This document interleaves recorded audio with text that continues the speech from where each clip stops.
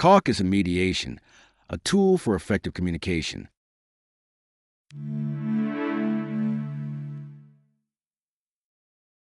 Caucus and mediation, a tool for effective communication.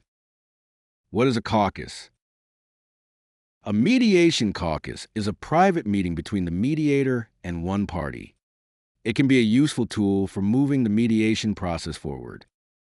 This presentation will discuss the benefits and drawbacks of using caucus in mediation. The typical process for moving into a caucus is for the mediator to control the rooms and timing. A caucus can start at the mediator's direction or at a party's request. Once inside a caucus, both parties have to agree to leave caucus. A caucus may also end when the mediator concludes a mediation and brings all parties back together for the closing statement. Reasons for a caucus. There are many reasons why one or both parties may need to caucus during a mediation. For example, a party may need to share sensitive information with the mediator privately, or a party may need to express emotions without the other party present, or a party may want to discuss their options with the mediator in private. The mediator can also help a party evaluate the strengths and weaknesses of their case during this time.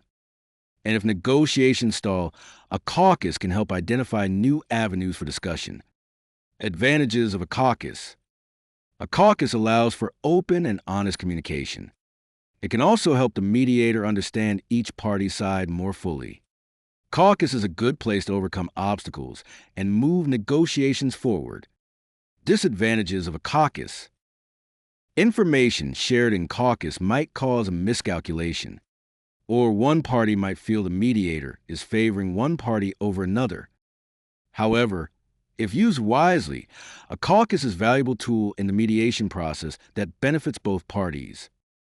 We hope you enjoyed learning more about how a caucus can help your mediation. Please help Happy Mediation reach more people by liking this video or making a donation and sharing it with other people